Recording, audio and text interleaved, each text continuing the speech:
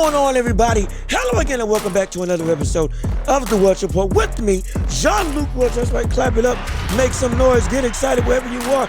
We are back again with another episode. Feel the fervor, feel the fire, feel the energy. That is the Welch Report. Oh my goodness, we got so much to talk about in the world of sports today, specifically in the world of boxing. We're going to cover that right now with Gervonta Davis and his performance against Hector Garcia, as well as Jaron Ennis in his performance against Karan Shukajan in the welterweight division, and what that means for his career going forward. And we're going to do that right here, right now. Just remember, we're available on YouTube and all platforms, so please share and like the channel and follow so we can get this ball rolling and build this empire together like we're trying to do. But let's not waste any more time. Let's get right into it with stepping into the ring.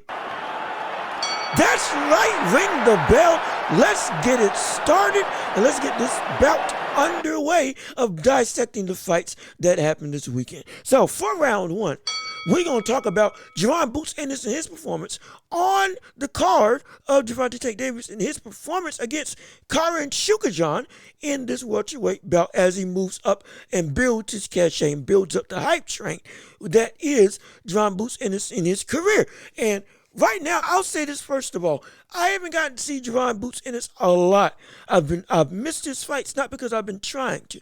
Every time they come up, I only get to see highlights. I never get to see the actual full performance. And normally, when you watch Jaron Ennis, it's normally just highlights in the fight. Because what has he been doing? He's been blowing away the competition every time he steps up in the welterweight division. Every time he goes to fight, it's been knockout after knockout after knockout.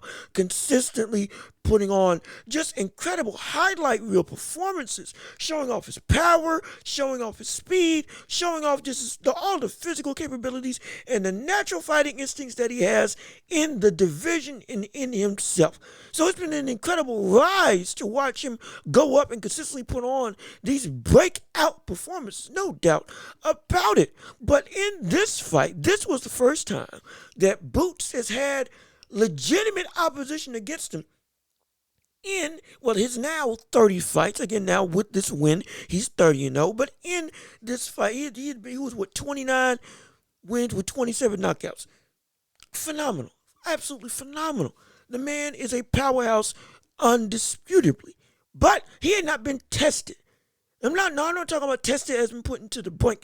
I'm talking about tested against an opponent that causes his dominant style not to be as effective as normally is against every other proponent of competition, which is the truth when it comes to Jaron Ennis. We've seen him, we've seen the hype, we've seen all the gifts that he has as a fighter, but we haven't seen those gifts stretched to the fullest extent. We just haven't.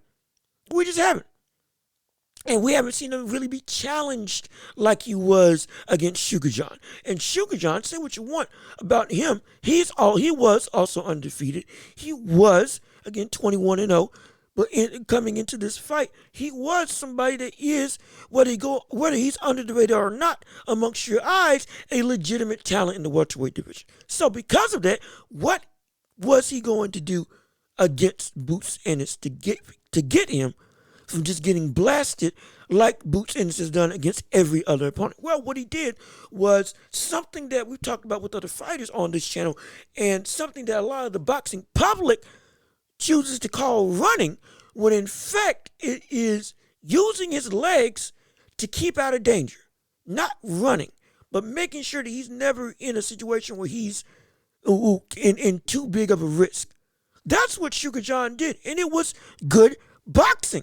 It was good at distance boxing, great footwork, keeping distance, making sure to keep him off balance, constantly shifting side to side, constantly using different angles and different looks, different paths of escape in order to keep Jaron off his game, which is something that many other fighters just had not been able to do. This was Boots' toughest test, and it's because of the fact that he went against a disciplined fighter that kept to a game plan and knew how to execute it, and he executed it by using his feet and by using the ring, not letting himself get cut off when Jaron would get in range and would get into his rhythm. He would always keep him at a distance on his back, not necessarily on his back foot, but circling around the ring. They'll say what you want, could call it whatever. Ooh, he's just trying to survive.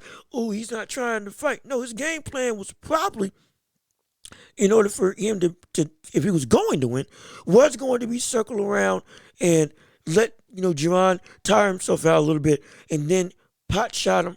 And as the fight went on with a larger volume, before inevitably winning rounds because of that volume, because of making Jarron miss a whole bunch, which he did make him miss a whole lot in this fight. Had good defense and good distinction of range when it came to fighting Jarron Boots Ennis. And inevitably in the fight, do just enough as the rounds built up with his offensive attack to inevitably get the unanimous decision. Now, he didn't do enough offense, granted. He didn't do enough offense in order to legitimately score and win against Boots. No, he didn't. No, he had flurries. Don't get it twisted. He had flurries. He was connecting. And in my opinion, if he had let his hands go a lot more in the fight, in combination with his dancing style, using the ring, using distance, and not ever being in just one place at one time, not letting Boots be able to just load up and just find success on shots, which he was doing. Boots did say that he was trying to come in and make a statement by going for the knockout, looking at Mike Tyson, watching film of Mike Tyson, and all that stuff. He didn't fight like Mike Tyson. If any, the only thing he fought in terms of Mike Tyson was a subtle peekaboo style weave to close distance on Shukajan in the corner. Outside of that, it was big shot after big shot after big shot, some connecting, but most of them missing, and most of them, if we're gonna be real, using a bunch of excess energy that just didn't need to be used. Yes, he was controlling the pace of the fight, but he was using a lot of energy and a lot of, again, flailing attacks that I don't want a fighter of his caliber throwing at this level in the boxing world at this stage in his career. But with him in this fight, Shukajan did what he did what would have worked, but he didn't implement the second part of the game plan, which was letting his hands go and letting scoring shots flow from his hands, because he was finding success when he put his feet down and legitimately went to trade with Boots. He found success. He was scoring. He won some rounds because of that. The only problem was he wasn't doing it enough throughout the fight. He was consistently making a miss, sure, but at the same time wasn't giving anything for the judges to really score. And that's why people called it more so, he's just running. He's just trying to survive or whatever. No, he was trying to win. It was just the fact that he wasn't implementing the second part of the game plan that would have allowed him to win if he had let his hands go and let more combinations flow to the head, because he was finding success going to the head of Jarron Boots Ennis. Yes, Jarron has, he's got the peekaboo, excuse me. He's got the Philly show defense. He knows how to turn the shoulder, use his rear hand to guard the head and to guard the body, all that stuff. He knows what to do, but stuff was getting through. And he was at one point in time just eating shots. If you're Boots Ennis, he was just eating shots. And granted, just show off his chin, soft, you didn't hurt me. Okay, that may be the case, whatever, but be glad that Shukajan didn't oblige to that target of, you're just going to eat the shots. Okay, I'll keep feeding them to you. Because, this might have been a different story. Because, again, Boots is great. Don't get it twisted. But he was taking more shots than I would have liked once Shukajan chose to be aggressive in those trades. But in spite of that, Jarron still showed a phenomenal performance. And Jarron showed why he is such a threat in this division. He was able to keep up pace. He was able to, despite what I say about his flailing shots, he was able to keep pace and keep on throwing those shots throughout the fight. And it was a thing to behold. You saw the piston-like jab. You saw the ability to close the distance even when he doesn't do anything. Even just walking him down, the presence and the understanding of how to cut off the ring is there. Can be better, but it's there. Combination is there. The power is there. You feel it when he throws. You see it when he throws. Again, credit to Sugar John. He's got an amazing chin. Don't get it twisted. He does have a really good chin and good durability and good resistance to punch. Now, granted, it could be because of that big beard that he had. Jaron Boots Ennis had it too. I don't think that your beard should be that big when it comes to fighting. You should have some sort of standard of trimming it down like they used to back in the day, because that's an extra layer of protection. You want as even of a playing field as possible, even if it's naturally grown. But when it comes to Boots, all the intangibles of him as a fighter is there. There is a reason why we are touting him as the next up, not just in the heavyweight division, but in all the world. He's got it. He really does. He really does have that it factor when it comes to a boxer that has the ability to potentially clean out a division. He's got it in terms of potential. But what I don't see from him, as much as I want to tout and love on him and sing his praises for everything that he showed in this fight, he still has stuff to learn if he wants to fight people like Spence and Crawford. He does. It's a cold-blooded truth. He's right now can beat the majority of the people in the division. Cool. Phenomenal.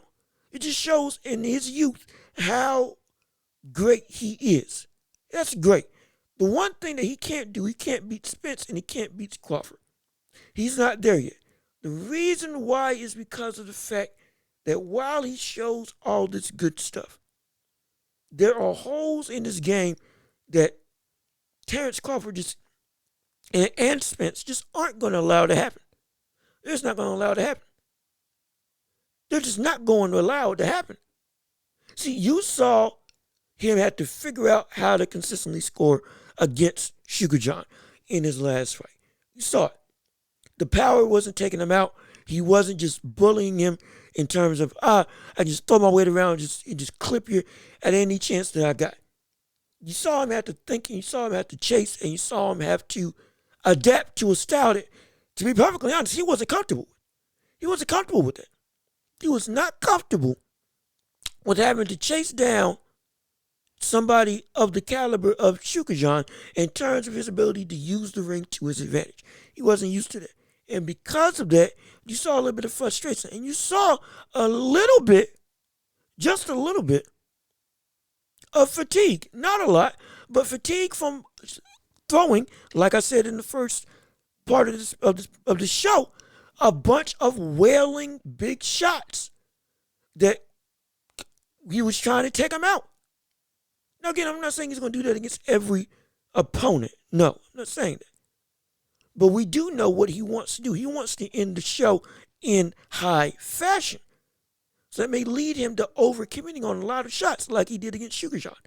Now, Sugar John wasn't trying to counter. He was more so trying to tire him out and survive and then pot shot.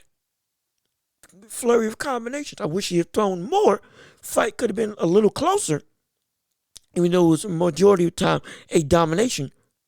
But with Jarron going up against people like Spence, going up against people like Crawford, you're going up against two people that will take advantage of those holes that he has when he goes to try to just end the show with big shots. When he overcommits and nearly spins himself around trying to land big shots. When he chooses to stand in the pocket and try to sway off shots or trade. The IQ of Jaron Boots Ennis is good, but it's not to the caliber of somebody like Spence and somebody like Crawford. The two people that right now are the best competition for him. But you'll see somebody like Spence have a continued motor, like I've said on this show, and have the ability to and the willingness to get in the pocket and go to the body, even on a bigger opponent like Jaron Boots Ennis, who again is bigger And there are a lot of people in the heavyweight division. On top of that, he's got an incredible jab in terms of Spence that will be able to connect on boots, as well as having the ability to not just connect, but take control of the fight using that jab, keeping that pressure up. And he will break through that Philly shell. And if you think Spence will break through that Philly shell, Jaron, you better believe that you'll get somebody like Terence Crawford have the ability to break through and take it to him. Legitimately. Because what Spence has in power and blunt force, Crawford has in precision. Precision and adaptability. Those two things are things that I'm fearful of, scared of, when it comes to Jaron Boots Ennis fighting them two. Both of them will be good fights. I'm not saying that the disparity of those three is just insurmountable. No. Every fight we see why Boots is closing in on potentially grasping a title. We see it. I'm not questioning that.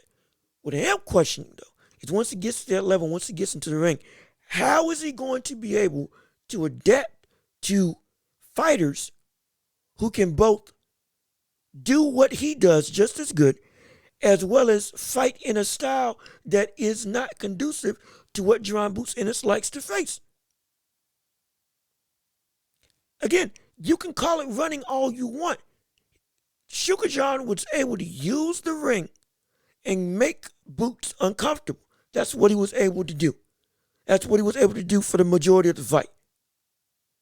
Whether he was losing or not is not what I'm getting at. It's the fact that he was able to make him uncomfortable. Jaron didn't like that. He didn't like that he was always at a distance. He didn't like that he always had to find him. And both Spence and Crawford can make that fight a reality for him when he faces them, as well as had the ability to adapt to Jaron and make it so that now his style works in their favor. You're working with two fighters that have an incredibly high IQ, work rate, and adaptability. Again, in this division, I think Crawford is the best. And I think Spence is close, and that's why I can't wait for that fight to happen.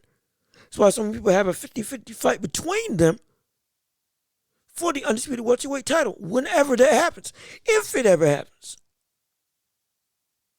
And we see what Jaron can be.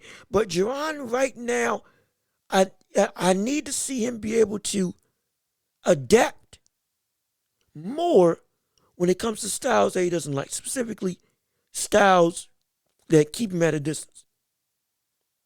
Moving styles. Again, no, we saw success.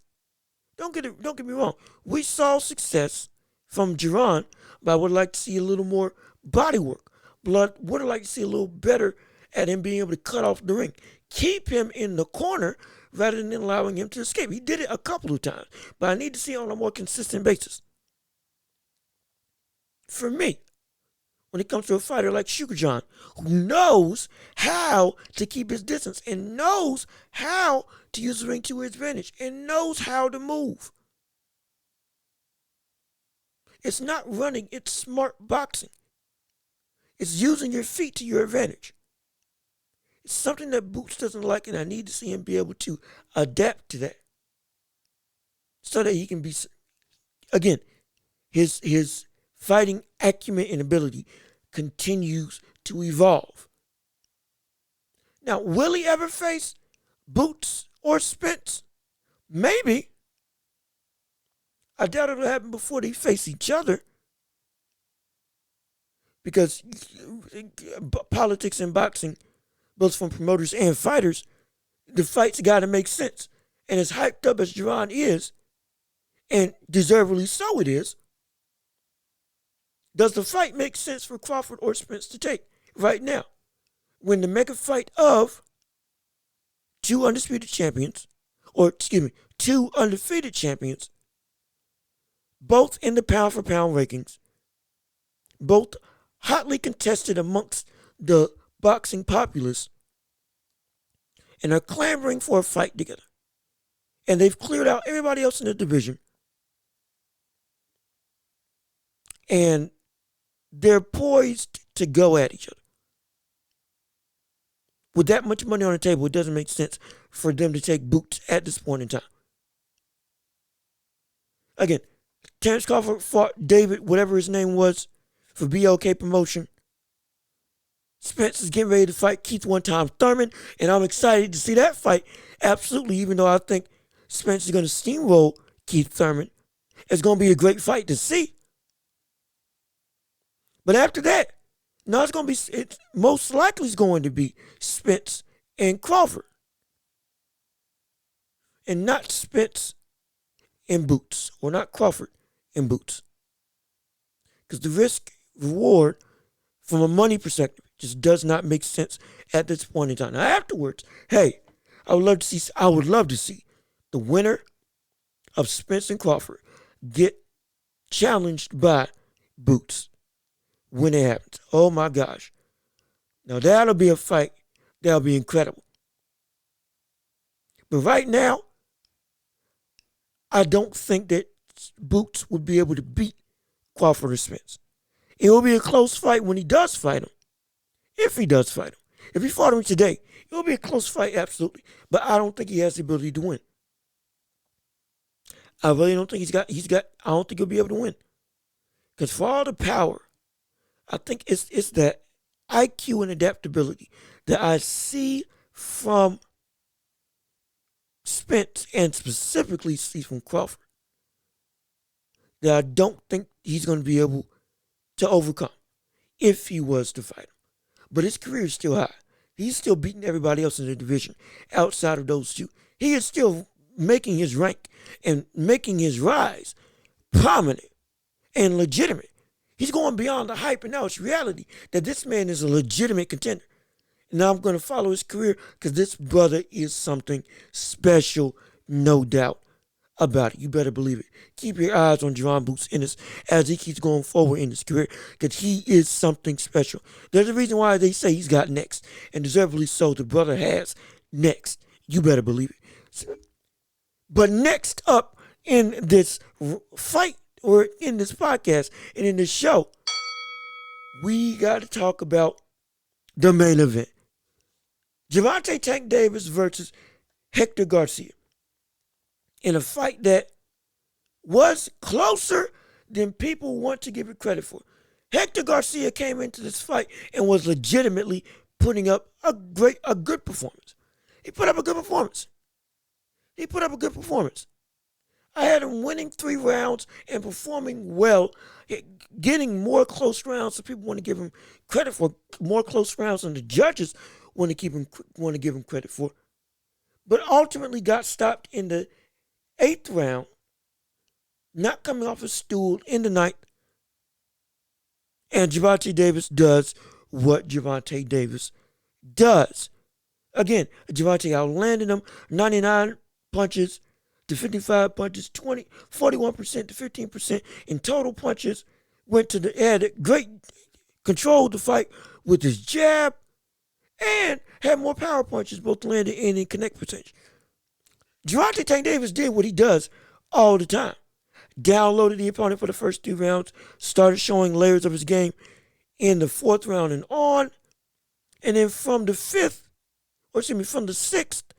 and as the fight progressed, okay, now open his hands up. Let his hands go. Started letting the leather fly and taking it to Hector.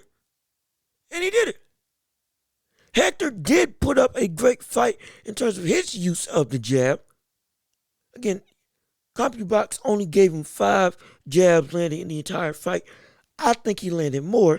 Now, a lot of them were on the guard. Don't get it twisted, but I think he landed more. But Garcia was going to the body. Garcia was trying to use distance. Garcia did a good job at using his length to be able to keep Davis at bay and looking to counter. He did. It was at the end of the day, it was all for naught.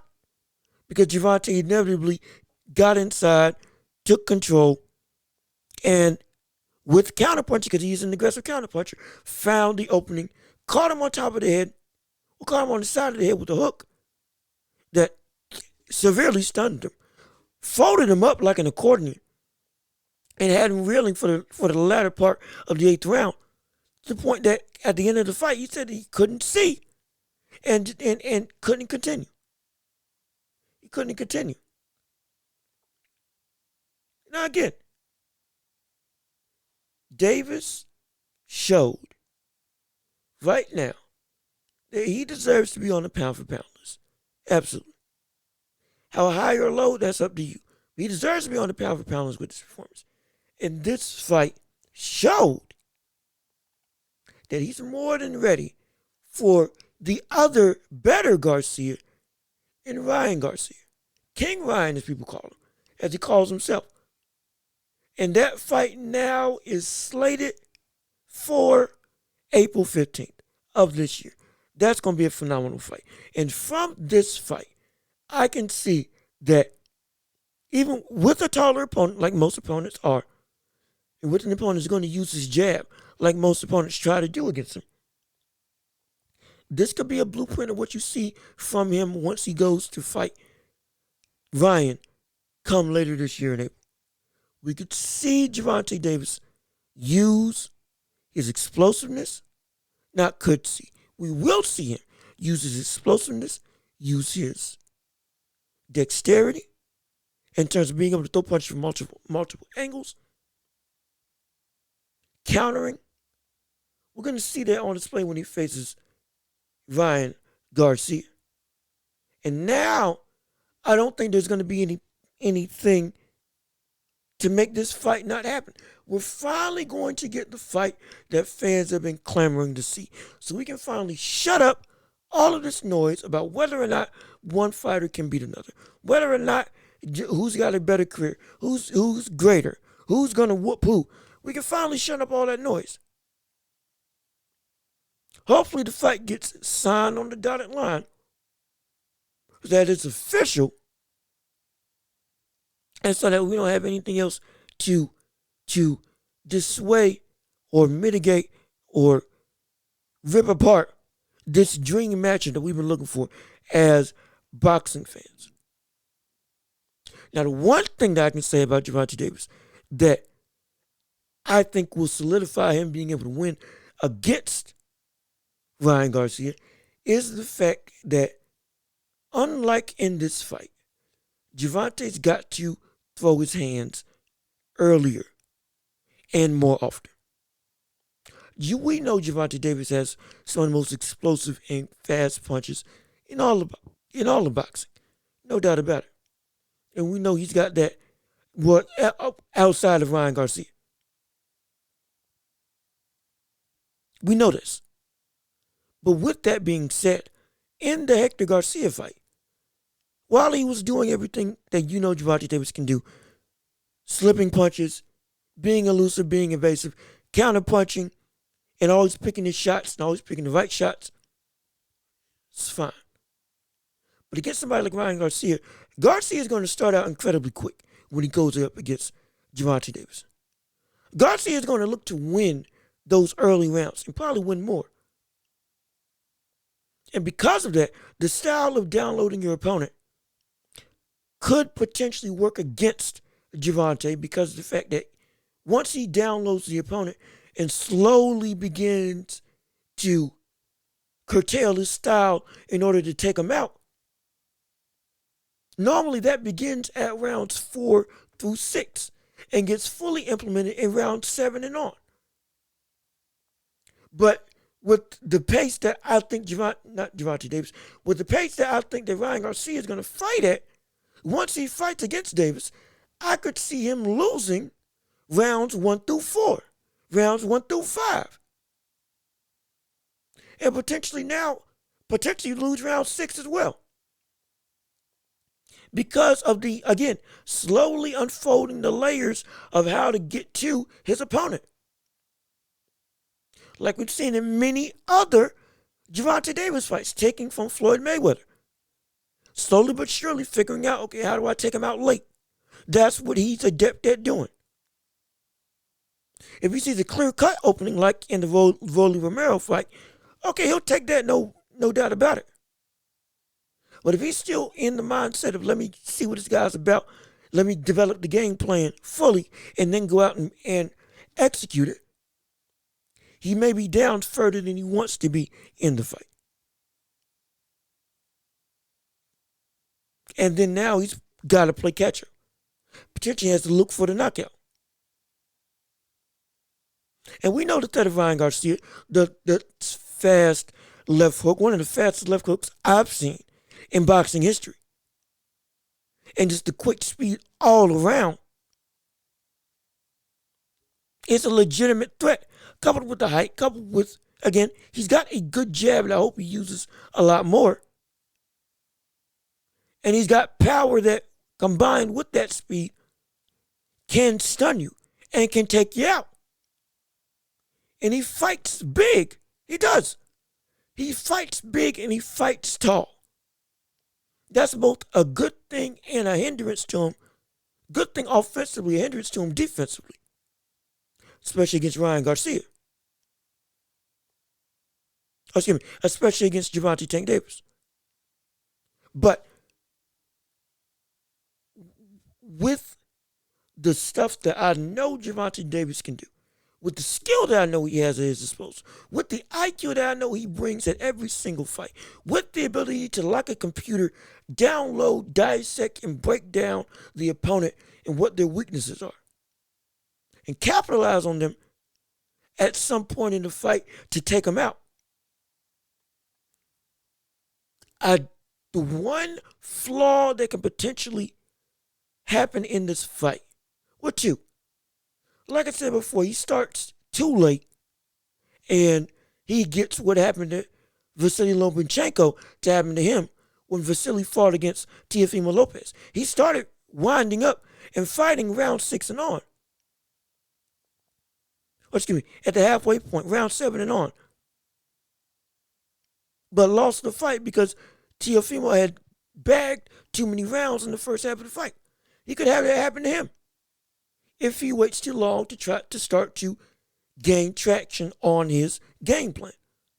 And as well as if he doesn't throw enough. What do you mean doesn't throw enough? Gervonta Davis is one of the heaviest hitters in all of the sport, not just in the division. Absolutely. You're absolutely right. But when I say he doesn't throw enough, I'm talking about when he's inside. He's got the hand speed, especially against somebody like a Ryan Garcia. Even with Ryan Garcia's speed. With the holes that Ryan Garcia has defensively,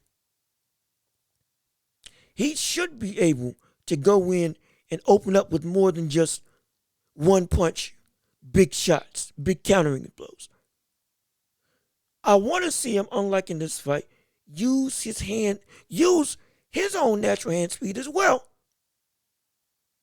to get more punches off when he's within range, rather than only countering with one shot. That's me. Because the one thing you can say about Ryan Garcia, nobody relatively has had any semblance of speed that can compete with him. Gervonta's the only one in the division that has the explosiveness and natural hand speed to even remotely compete with Davis. Excuse me.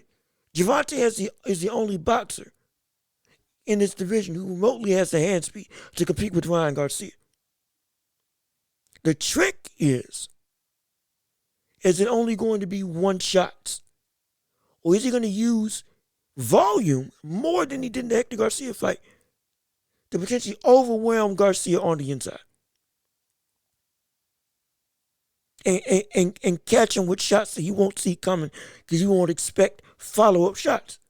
Because normally fighters don't throw follow-up shots on him because that speed is deceptive. We know Davis isn't scared. And we know he isn't scared of Garcia's speed nor his power. Not saying that Garcia doesn't have those things at his disposal. But the mentality of Davis, we know what he brings to the table. With that, take advantage of that fearlessness. And once you understand the game plan, once you understand the holes, don't just throw one or two shots at a time. I would love to see 3 or 4 punch combinations. Not often. I'm not talking about you throw that the entire fight, because no, you will get countered at that point from Ryan Garcia, because he will use that left hook. He will. Left hook or the straight right hand. He will do that. So I'm not saying go reckless with it, but I'm saying once you have him in a negative position, go and get him. Put your shots together more. That's all. That's all. I want to see it more in this fight, in the Garcia fight, and I want to see it more. I want to see it more once he fights Ryan Garcia.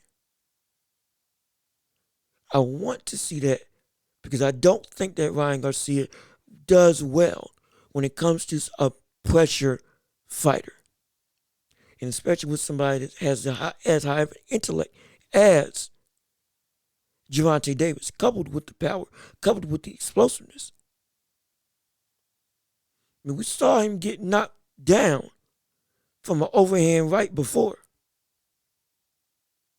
because of the fighting up tall posture and a defensive, we'll say, lacklusterness that he has at times when he's trying to evade punches.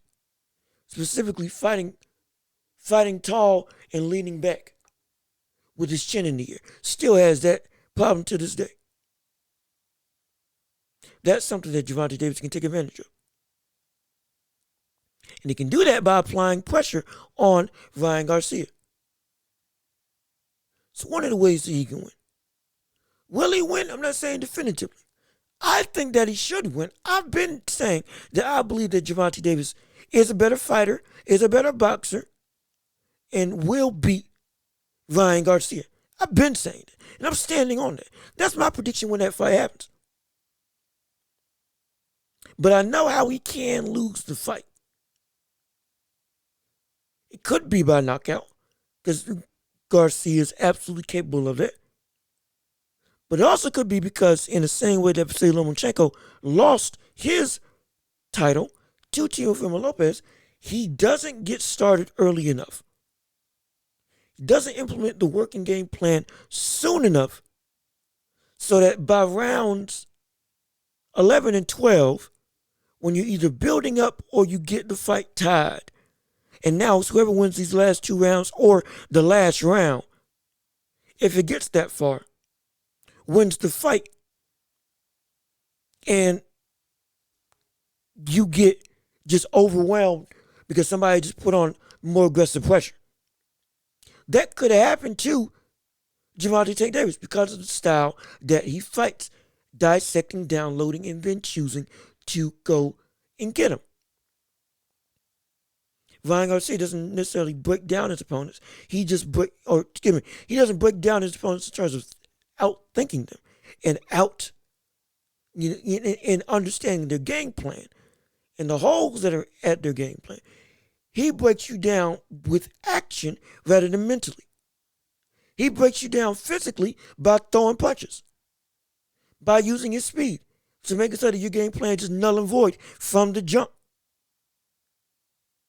He messes up your game plan by showing that your game plan won't work. Gervonta messes up your game plan by understanding the game plan and then piece by piece chopping off pieces of that game plan to make it obsolete. Davis from the jump shows whatever you were trying to do isn't going to work against me. Garcia from the jump shows that everything that you try to do just won't work on me the entire fight because I'm just that fast and that quick. Negating it from the jump.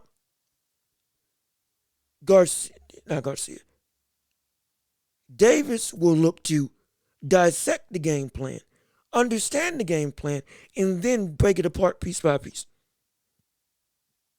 That's the difference between Ryan Garcia and Gervonta Davis. Ryan will outright show you can't compete with my speed and power. Davis will look to see what you're trying to do first, and then piece by piece, element by element, shave off and neglect portions of your game plan. Both are effective. But you can get around Garcia's.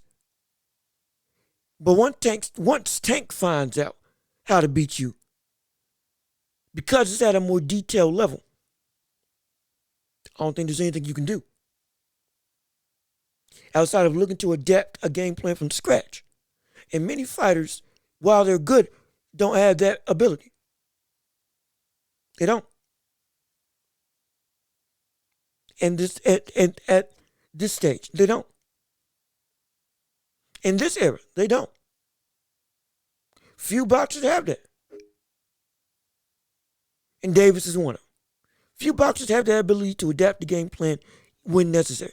And Davis is one of them. I don't think Ryan Garcia is one of them. I don't. And now you say, well, when he got knocked down in the championship fight, who was it? It was against Campbell, was it? Might have been. But when he got knocked down, and everybody was memeing and saying, oh, shoot, look at it, the king is down or whatever. He adapted by just getting more aggressive. Just upping the tempo. Rather than trying to be a counterpuncher, okay, I'm coming forward. That's how he landed that body shot. And boom, took him out. But it was over. That's how he did that. He just became more aggressive. But that's just switching gears. It's not, well, excuse me. It is a new game plan, yes. But up to now, that's the only gear switch that we've seen from Ryan Garcia. If it's not working, time to get aggressive. Time to just go get him. It's time to just, now I got knocked down or I got clipped. Okay, now I'm going to throw even more punches. Now I'm going to walk him down. We've seen Davis in multiple different ways adapt to multiple different game plans in more than just one way. We've seen him beat people using just the lead left. We've seen him beat people countering with the right hand. We've seen him beat people countering with an uppercut. We've seen him lead people to big shots from either hand. We've seen him be able to fight and control a fight from a distance. All those ways and more, we've seen Gervonta Tank Davis be able to win a fight. Ryan, it's, if I'm not countering you with my speed, then I'm just going to overwhelm you with aggression. Aggression, power, speed, and just bully you. That's what it's one of those two. Either I'm looking to counter you and keep you at bay, or I'm coming forward and using my physical gifts just to take you out. That's what Ryan Garcia, those are his two primary forms of attack. They're effective, but I've yet to see him evolve from that and put in more wrinkles to his game. He's still great. Don't get it twisted. I'm not disparaging him. Those two tactics work. But against somebody that has such a multifaceted ability to fight, I don't know if it's going to be enough to be able to take out Gervonta Tank Davis. We'll see if it does, but I am thoroughly concerned when they fight for Ryan Garcia. Because if he got put down against Campbell, I believe it was against Campbell, he will get put down against Gervonta Tank Davis. And if that happens, and he switches the gear to say, I'm just becoming more aggressive, well, now you're leading right into Tank's trap. Because now you're just making it easy for the counterpuncher, even with your speed. He'll catch you with a shot that you won't see, and you will definitely be out after that. But again, until that fight happens, it's going to be a great thing to see, and I can't wait for it. And hopefully you can't wait for it too, because it's going to be a blast for the entire division, and for the most important part, for the fighters and for the fans, it's going to be a treat to happen. But this has been another episode of What Your Boy. I've been your Jean-Luc Welch. Please remember, we're on right here on YouTube and Apple Podcasts, Google Podcasts, Spotify, and every major podcasting platform. You have been beautiful. You've been wonderful. Thank you for tuning into the show. We'll be back again with more episodes covering the world of sports. I've been John Luke Welch. Peace and love. We're out of here.